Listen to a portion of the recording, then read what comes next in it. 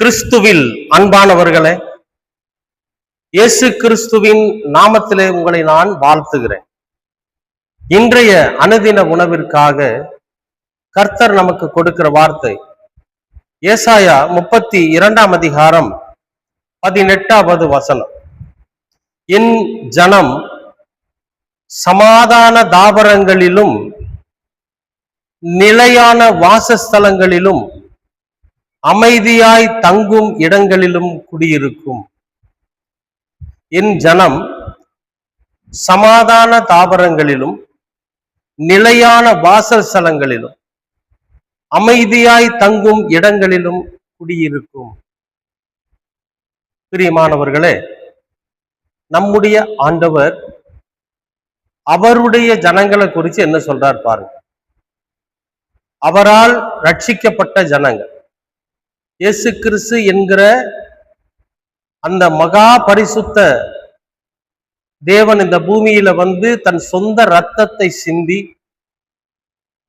ரட்சிப்புக்கு ஏதுவாக நம்மளை அனைவரையும் அழைத்து நம்மை ரட்சித்து தன் சொந்த ஜனங்களாக அவர் ஏற்றுக்கொண்டிருப்பாரேயானால், நாம அதற்கு தகுதியுள்ளவர்களாய் இருப்போமானால், நாம அவரை சொந்த இரட்சகராக நாம ஏற்றுக்கொண்டு நம்முடைய மனந்திரும்புதலுக்கேற்ற கனியை கொடுத்து அவருடைய ஜனங்களில நாமும் ஒருவராக இருப்போமே ஆனால் நம்முடைய வாழ்க்கை எப்படி இருக்கும்? நாம எங்க தங்கி இருப்போம்னு சொல்றாரு பாருங்க.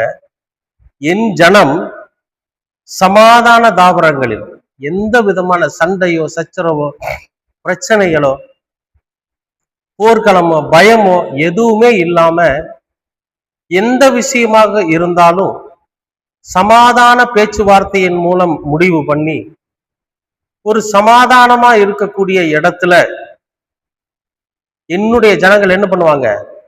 இருப்பாங்க. நிலையான வாசஸ்தலங்களில், அதாவது சொந்த வீடுன்னு சொல்றாங்க இல்லையா, வாடகைக்கு வீட்டுல குடியிருக்கிறவங்க பாத்தீங்கன்னா கொஞ்ச நாளைக்கு அந்த வீட்டு ஓனரோட அவங்க நல்லா இருப்பாங்க. கொஞ்ச நாள் கழிச்சு அவங்களுக்கு என்ன ஆகும்? மன வருத்தம் வந்துடும். நீங்க வீட்டை காலி பண்ணுங்கன்றுவாங்க. உடனே வேற வீடு தேடி அலைவாங்க.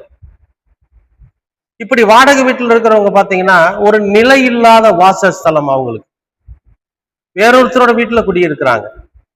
அவங்களுக்கு விருப்பம் இருந்தா வச்சுக்குவாங்க, விருப்பம் இல்லைன்னா காலி பண்ண சொல்லிடுவாங்க. ஒரு உதாரணத்துக்கு சொல்றேன். அந்த மாதிரி இல்லாம தான் சொந்த வாசஸ்தலமா இருந்துச்சுன்னு வைங்களேன், யார் எதை குறிச்சு என்ன பேசினாலும் கவலை இல்லை, நாம நம்ம இஷ்டம் போல இருக்கலாம். அப்ப அந்த சொந்த வாசஸ்தலத்தை உருவாக்குவதற்கு நம்ம கடுமையா உழைச்சு அதை வாங்கி இருக்கணும் இல்லையா? அப்படிப்பட்ட வாசஸ்தலத்துல கிறிஸ்துவின் ஜனங்கள் குடியிருப்பாங்க. அப்புறம் சொல்றாரு பாருங்க, அமைதியாய் தங்கும் இடங்களிலும் குடியிருக்கும். அமைதியா, எந்த விதமான ஆர்ப்பாட்டமும் எந்த விதமான கூச்சலும் எந்த விதமான பயமோ, மிருக பயமோ தீவிரவாதி பயமோ திருடர்கள் பயமோ இதெல்லாம் எது இல்லாம, கள்ளர்கள் பயமோ எந்த பயமும் இல்லாம அமைதியா இருக்கக்கூடிய ஒரு இடத்துல அந்த இயேசு கிறிஸ்துவினால் ரட்சிக்கப்பட்ட ஜனங்கள் தங்குமா. எவ்வளவு அற்புதம் பாத்தீங்களா? அன்பானவர்களே, நம்மை குறித்து கர்த்தர் சொல்லுகிற வார்த்தை, இவர்கள் எல்லாம் என்னுடைய ஜனங்கள். நாமெல்லாம் இப்ப அவருடைய ஜனங்களா நாம மாறணும், அவருடைய ஜனங்களா நாம இருக்கணும்னு எதுக்காக? ஒவ்வொரு முறையும் சுவிசேஷத்தை அறிவிக்கிறப்ப நீங்க கிறிஸ்துவின் பிள்ளைகளா இருங்க, இயேசு கிறிஸ்துவின் ஜனமா இருங்க, பிதாவின் பிள்ளைகளா இருங்க, அவர்களுடைய சொந்த ஜனங்களா இருங்கன்னு ஏன் ஒவ்வொரு முறையும் இம்மானுவேலர் நமக்கு அறிவுறுத்துறாருன்னு கேட்டீங்கன்னா, நாம அவரோட பிள்ளைகளானா இருந்தா மட்டும்தான் நிரந்தரமான ஒரு வாசஸ்தலத்துல தங்க முடியும், அமைதியான இடத்துல தங்க முடியும், சமாதானமா இருக்கக்கூடிய இடத்துல தங்க முடியும். இல்லைன்னா ஒவ்வொரு நாளும் பிரச்சனை, ஒவ்வொரு நாளும் ஆர்ப்பாட்டம், ஒவ்வொரு நாளும் சமாதானமின்மை, ஒவ்வொரு நாளும் அமைதி இல்லை. அப்ப இதெல்லாம் நம்முடைய வாழ்க்கையில நம்முடைய வாழ்க்கையை கேள்விக்குறியாக்கி, நமக்கு நியமிக்கப்பட்டிருக்கிற நமக்கு கொடுக்கப்பட்டிருக்கிற வாழ்க்கைய நாம சந்தோஷமா சமாதானமா நிரந்தரமா அமைதியா வாழணும் அப்படின்னா நாம யாரா இருக்கணும்னா கிறிஸ்துவின் ஜனங்களா இருக்கும். கடவுளின் பிள்ளைகளா இருக்கும். அதற்கான தகுதியை நாம உருவாக்கிக்கணும். எது வேணும், எது வேண்டாம். ஏசப்பா எதை வேண்டான்னு சொல்றாரு, அது நமக்கு வேண்டாம்.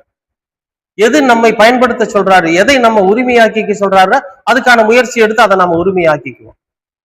அப்ப அவருடைய கட்டளைகளுக்கு, வார்த்தைகளுக்கு கீழ்ப்படிஞ்சு நடக்கிறப்ப நாம அவருடைய சொந்த ஜனமா இருப்போம். அப்படி இருக்கிறப்ப சமாதானம், அமைதி, எந்த பிரச்சனையுமே இல்லாத இடத்துல கர்த்தர் நம்மை தங்க வைப்பார். அப்ப நம்முடைய வாழ்க்கை எப்படி இருக்கும்? ரொம்ப அமைதியா, ரொம்ப சந்தோஷமா, ரொம்ப மன மகிழ்ச்சியா இருக்கும். அதைத்தானே நம்ம கேட்டுட்டு இருக்கிறோம் ஆண்டவரோட சமூகத்துல. அப்ப நாம அவரோட சொந்த பிள்ளைகளாவதற்கான முயற்சி எடுப்போம். அவருடைய சொந்த ஜனமா மாறுவோம். இவைகளை எல்லாம் நாம் சுதந்திரிப்போம். நீங்க தயாரா? அன்பின் பரலோக பிதாவே, உமக்கு ஸ்தோத்திரம். உம்முடைய திருக்குமாரனாம் இயேசு கிறிஸ்து இந்த பூமியில வந்து தன் சொந்த இரத்தத்தை சிந்தி எங்களை பாவங்களில் இருந்து கழுவி மீட்டெடுத்து தன் சொந்த ஜனமாக எங்களை மாற்றி வருகிறார். அதற்காக நாங்களும் எங்களை அர்ப்பணித்து அவருடைய வார்த்தைகளுக்கு கீழ்ப்படிந்து அதன்படி நடந்து நாங்கள் உம்முடைய சொந்த ஜனங்களாக இந்த ஏசாயா தீர்க்கதரிசியிடம் நீர் சொன்னது போல சமாதானமும் நிரந்தரமும் அமைதியுமாய் இருக்கக்கூடிய இடத்துல நாங்கள் தங்குவதற்கு நீர் எங்களுக்கு வழிவகுத்து தர வேண்டுமாய் உம்மிடத்துல மன்றாடுகிறோம். ஒருவேளை அமைதி இல்லாமல், சமாதானம் இல்லாமல், நிரந்தரம் இல்லாமல் இருக்கிற வாழ்க்கையில நாங்கள் இந்த உலகத்துல எல்லாவற்றையும் இழந்து போயிருக்கக்கூடும். உம்மை பின்பற்றி உம்முடைய வார்த்தைகளுக்கு கீழ்ப்படிஞ்சு இயேசு கிறிஸ்து எங்களுக்கு கற்றுக் கொடுத்திருக்கிற போதனைகளின்படி நடந்து மீண்டும் சமாதானத்தையும் நிரந்தரமான வாசஸ்தலத்தையும் அமைதியான இடத்தையும் நாங்கள் பெற்றுக்கொள்ள நீர் எங்களுக்கு கிருபை பாராட்டு. எல்லாவற்றையும் எங்களது ரட்சகர் உம்முடைய திருக்குமாரன் இயேசு கிறிஸ்துவின் வழியாக கேட்கிறோம் நல்ல பிதாவே. ஆமென், ஆமென்.